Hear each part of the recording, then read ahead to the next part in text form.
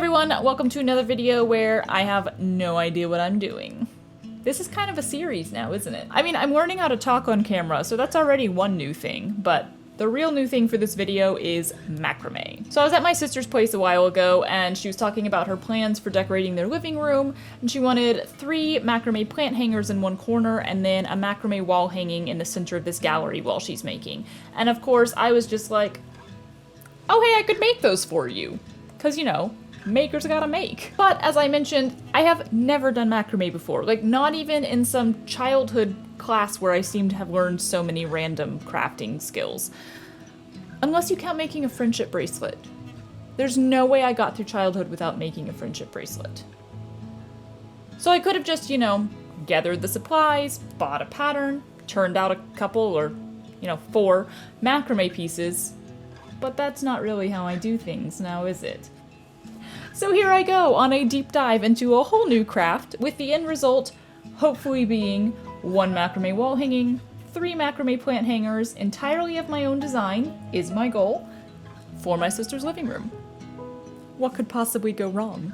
First things first, I had to find some materials, and I've always admired macrame for being rather light on materials. I am so attracted to complex artwork made of simple things. So I was like, okay, cord. Basically just cord, right? But I honestly had no idea what kind of cord you're supposed to use. I mean, of course, you can use pretty much anything, just like you can technically embroider with just about any kind of stringy, cordy, thready thing out there. But we all know that traditional macrame cord look, the cream, beige, twisted stuff. So I went off in hunt of that in a couple craft stores and came up totally flat. Seriously, I wandered all the aisles and touched every skein of yarn and couldn't find a big old spool of the stuff I was picturing. So Amazon saved my butt, as it so often does, and I started out with a whopping 328 yards of 3mm cotton cord. And then I remembered that it has to be tied to something usually, and my dive got so much deeper. Because sticks. That's the way to go, right? Sure, dowel rods are just as good and much easier to find and you don't have to process them yourself, but sticks! They're so picturesque. I guess macrameists, which is their official title I'm sure, usually use driftwood, but I didn't feel like driving to a beach, even though I'm not that far anymore, so instead I went to the forest. A forest with a lot of still visible fire damage because huzzah California, and I got some sticks. Not from the trees or anything, I wouldn't do that. These were just side of the road, no one wants them anymore, sticks.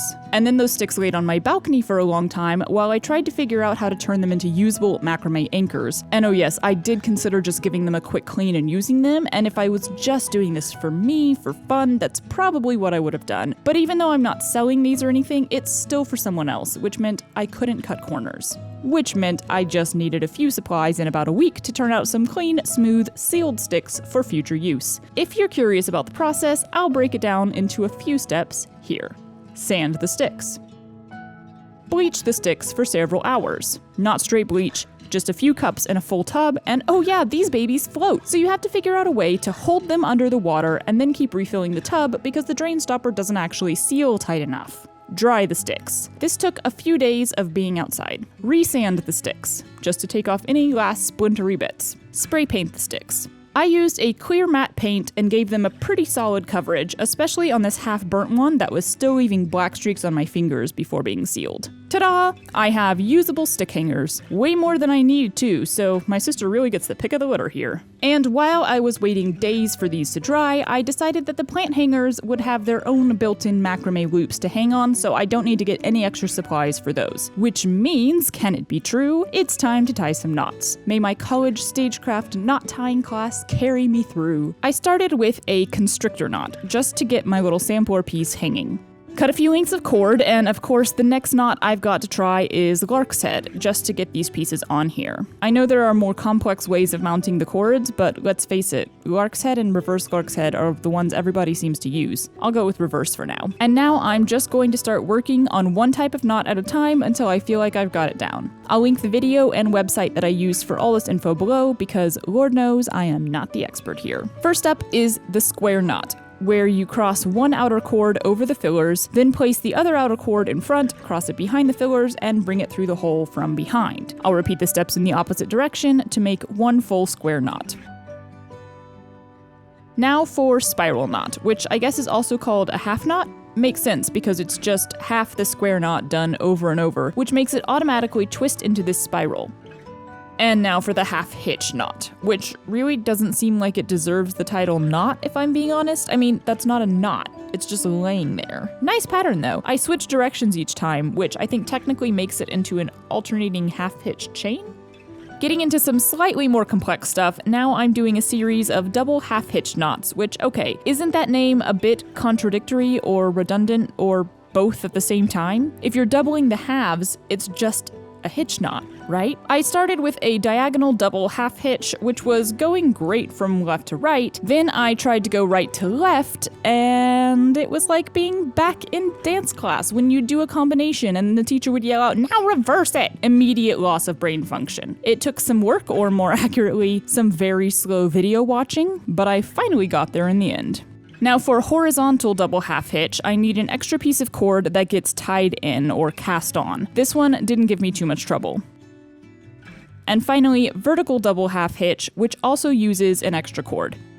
Okay, am I the only one that thinks the pattern of the horizontal one looks more vertical, and this one seems more horizontal? Who knew I would have so many issues with the naming of macrame knots? This one, again, stopped me up when it came time to reverse, but I was able to course correct much faster this time because I now have the double half hitch mantra. Behind, over and through, over, behind and through, behind, over and through, over, behind and through, saving my butt. That's the first set of knots I had on my list, and if I'm being honest, that's probably plenty to get the pieces I'm planning to make done. The first thing I noticed when looking closer into macrame is that it's mostly the same few knots done in lots of different ways to make cool patterns and designs. I mean, a lot of pieces I saw were actually nothing but square knots and double half hitch. But you know I love to squeeze as many things as possible into my brain, so I went on the hunt and found some more knots I could add to my macrame sampler here. So I wanted to try some vertical lark's head, and while I'm at it, I went ahead and switched my anchor to the regular lark's head instead of reverse, just to mix it up and confirm that I know that one. Now, the vertical lark's head, it's fine, I get it. The pattern is kind of opposite of the half hitch, so my brain was starting to spin in circles with all the overs and unders and throughs, but I figured it out. What I really wanted to try though was alternating lark's head chain. It's not too much of an adjustment from the regular vertical version, you just switch off which side goes around the filler cords, but I really like the look of it. Next up, I figured I had to do a half hitch spiral because that seems easy and like something I should know. And I was right. Super fast, super easy. Moving on. Okay, so I chose 4 more interesting or complex knots to try out, and I'm starting with berry knot. This one is just 3 square knots in a row, then you pull up the filler cords and loop them through the center like so, which curls the square knots into a little ball or berry shape. Another square knot underneath secures the whole thing, and I'm really not sure when I would use this one on a piece. Maybe on a plant hanger. We shall see. Now the Josephine knot. This one did not turn out right the first time. This is when I realized that a lot of getting macrame right isn't just knowing which cord goes over and under, but also how to properly tighten the knots so they don't turn into a jumble that isn't worth straightening out. A second or possibly third try fared better here, and I really liked the design of the knot. Very pretzely. But I don't think I'd ever use this one on a wall hanging because it's really hard to get them close to each other or even just to tighten them to exactly the place you want. Now I'm doing the diamond stitch. I like that this one is called a stitch instead of a knot, although I'm not sure why. Maybe because you do a bit of back and forth weaving to get the proper shape and that feels like stitching? I don't know. This one I also messed up numerous times. Even when I thought I had gotten it on this first and second one, I still hadn't. Obviously, I mean, where's the diamond? But on my third try, I finally got it right, and what a surprise! It was once again all about how you tightened it. Gotta pull the right cord at the right time. Last but not least, I am trying a fishbone picot sinnet. That's a lot of odd words for a fairly simple knot. So for this, you cast on 3 cords by tying square knots around 2 fillers, then you continue to tie square knots using the top set of cords, looping them behind the other 2 sets. It's a fun texture, would make a decently strong belt. Maybe this is how they make braided belts. So that's it for my janky little macrame sampler. A total of 17 or 18 knots, depending on whether you consider lark's head and reverse lark's head as 2 or 1. I used up the remaining cords on the bottom with some practice, did a little net style knotting with square knots on the left and a bit more diagonal double half hitch on the right, which looks really bad. Mostly because all the cords were far apart in different lengths, so whatever. Now it's time for the real stuff, right? Wrong. I must do more practice. But not today, because today my arms are exceptionally sore. No one mentions the sore arms. Okay, back at it. Hi! You're so beautiful and precious, and I love you so much. I wanted to work on some knot combos, like some little patterns, before I just went off trying to make my own designs. So I found another really great video, which I will also link below in the description, and I'm gonna be trying like 15 to 20 different little designs, depending on how much space I have, and if I want to. We'll see. As I suspected, they're almost entirely built out of square knots and diagonal double half hitches, so all of those other knots may have been useless. That's okay though, because I liked learning them. So I got myself another stick ready to go, and yeah, I found a better place to do this. For some reason, I entirely forgot that I have a handy pegboard sitting 2 feet away. I've got 18 cords ready on here with Lark's Head because there is a lot to do, and I've just realized that my 328 yards of cord probably won't even last me through the 3 plant hangers. Gonna have to add to my stock pretty soon. I'm starting easy with 3 designs that each use 6 cords and simple square and spiral knots. My main focus here is getting them nice and even and flat, and also always doing my square knots with the left side first, because I kept switching it up on the last thing, and then I'd instantly forget which side I had just done. So I'm thinking, always go one way, it'll turn into an automatic thing, right? And oh my freaking goodness, I only got through like 2 knots before my arms started hurting again. Do I just need to build up some muscles for holding my arms up, or is there something very wrong with me? Macrameists who work on hanging pieces, do your arms hurt? Do they ever stop hurting? Okay, took a lot of pauses to get blood back into my hands, but bam! 3 patterns done. Now for a square knot heart, a fairly simple concept, I made a small one somehow first because I can't seem to make out my own shorthand instructions, unsurprising. Add the extra knots to make it a bigger heart, and I think I kinda like the smaller one better. Staying on the heart vein, pun intended, it's time to revisit those diagonal double half hitch knots, my nemesis. So this is fun and annoying. Yesterday, I easily picked up left to right, then couldn't figure out how to reverse it right to left. Today, right to left makes total sense, and my brain can't grasp the concept of left to right. What is happening? I mean, I got it eventually, but only after numerous incorrect attempts, and it still feels weird in this direction. End result? Not too bad, except for the slack inside the heart. I struggle with placing and tightening the half hitches properly still. But I'm about to get a lot more practice. I really like this little design. It's a bouquet of flowers. In retrospect, maybe not the best one to do right now in the center of my sampler, since I've now bundled all my cords together. Back to lovely square knots. Man, they're so simple after all these half hitches of doom. Not much of a break though, we are back to diagonal half hitches, and yeah, the next 4 designs are all very similar, so let's hope by the time I finish them, I have a grip on both directions of this knot. Okay, no idea what that is. Definitely not anything like it was supposed to be, but yeah, I'm leaving it as is. A nice reminder of growth, I'll call it. Ah, now that one is far more correct. And now I'm moving into the last few pattern designs I'll be trying, and oh look, it's more diagonal double half hitches, which I am now notating as double D double H. Although I just did some research and saw that a lot of people call this a clove hitch, which is so much easier to say. Switching to cloves. After this, I really only had enough cord to do one more pattern, so I tried this one where you turn the piece around after doing a row of clove hitches and do a second row on the back, which gives you this different texture right here.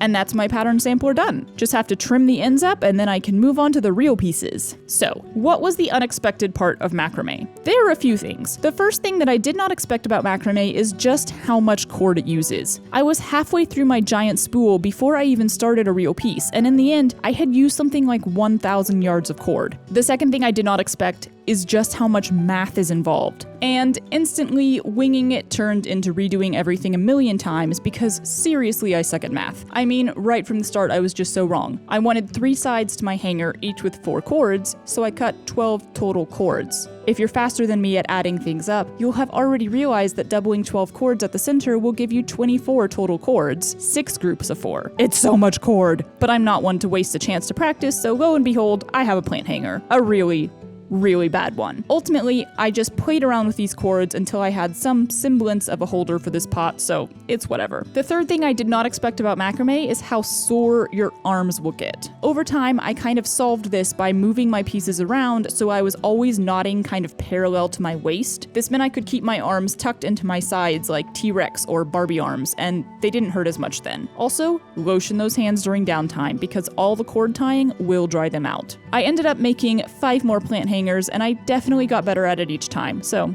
I'm pretty pleased with the results. After that, it was on to the wall hanging. My sister's wall is pretty big, so she chose one of my 47-inch branches. I can make it up to 40 inches long too, and we decided on a triangular shape. Other than that, she is letting me do whatever I want with it, so I sketched out a few design ideas for the basic layout. I'm definitely going to end up changing things as I go. And finally, the fourth thing I did not expect about macrame, you spend a fair amount of time just measuring the cutting cord. Like, it takes a while. Especially for a big piece like this, each side loop has 50 pieces of cord cast onto it with a lark's head knot, and each of those pieces is about 3 yards long. I'm not going to bore you with the days it took to make and unmake and remake this piece because, again, this isn't really a tutorial for macrame, just an exploration from a newbie. I will say that the final thing I didn't really expect about macrame is how much I would like making it. I've never tried it before because macrame isn't really my personal decor style, but creating them is so much fun that I may have to expand the stitchery to the stitch and knottery. There's a sort of simplicity to the basics that I really enjoy. The repetition of a few basic knots to create all sorts of unique patterns and designs. That's really the same thing I love about embroidery. You can go crazy exploring all kinds of new stitches, and